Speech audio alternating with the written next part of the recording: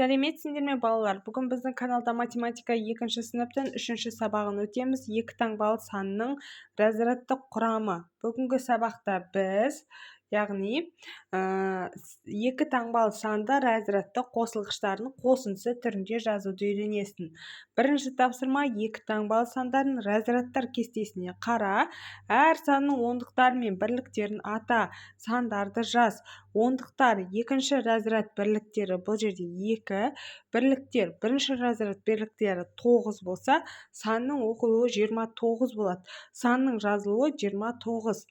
Келесі ондық бұл жерде 4, яғни бірліктері 7, санның оқылуы 47 болса, санның жазылуы санмен 47, 4 және 7, иә? Ары қарай ондықтар бірде 7 болса, бірлігі бұл жерде 8, санның оқылуы 78, жазылуы 7 және 8, 78, яғни санның жазылуы санмен жазылады. Екінші тапсырма: Мәдидің туған күні қыркүйек айының нешесі? Осы санды ата және оның разрядтық қосылғыштардың қосындысы түрінде жаз. Қай цифр бірліктер санын білдіреді? Бұл жердегі 17 саны, яғни 10 ондық, 10 дегеніміз 1 ондық, 7 бірлік болады, 7 бірлік болып тұр. 7 цифры бірліктер санын білдіреді. Енді қай цифр ондықтар санын білдіреді? 1 ондық, яғни бұл ондықтар санын білдіреді. Сурет бойынша өзің басқа сұрақтар қой дейді. 7 саны бірліктер саны, 1 саны ондықтар саны. Ары қарай келесі үшінші есеп. Одан бұрын еске сақтаны оқиық. Екі таңбалы санды разрядтық қосылғыштар түрінде жазуға болады. Мысалы, 17 тең 10 қосу 7. 10 және 7 разрядтық қосылғыштар. Үшінші есеп: санның разрядтық қосылғыштарын тап.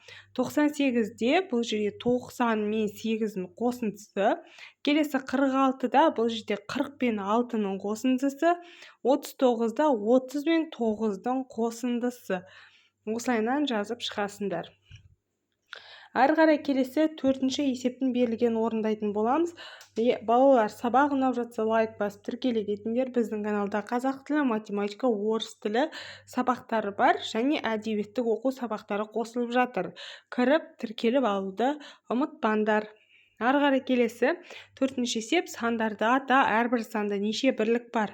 Бұл жерде 4 ондық, 8 бірлік дегеніміз бұл 48, 3 ондық, 3 бірлік дегеніміз 33, 5 ондық, 0 бірлік дегеніміз 50, 7 ондық, 4 бірлік дегеніміз 74 болады. Түсінікті деп ойлаймын. Енді ары қарай келесі бесінші есептің берілген орындаймыз. Балалар, сабақ ұнап жатса лайк басып тіркеле кетіңдер. Біздің каналда қазақ тілі, математика, орыс тілі, әдебиет сабақтары бар. Бесінші есеп: мысалдарды шығар. 12 қосу 7 тең қанша болады? Бұны қосатын болсақ, бізде 12 санында 1 ондық бар.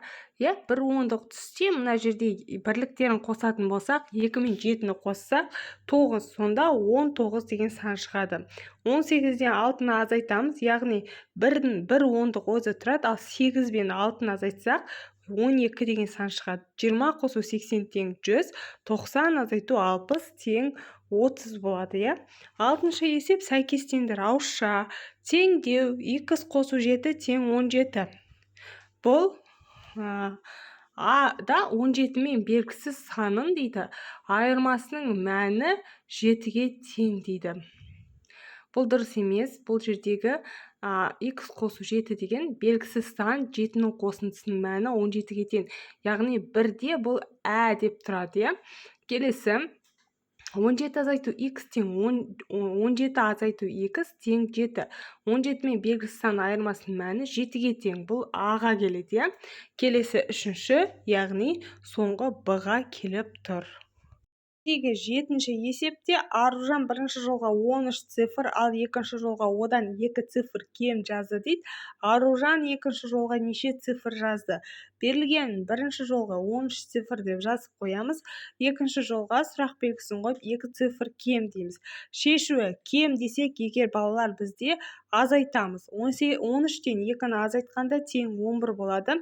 Жауабы: Аружан екінші жолға 11 цифр жазды. Дәл осылай болады. Әрі қарай келесі 8-ші есептің берілген орындайтын боламыз. 8-ші есеп өте оңай балалар. Бұл жерде ешқандай қиындығы жоқ.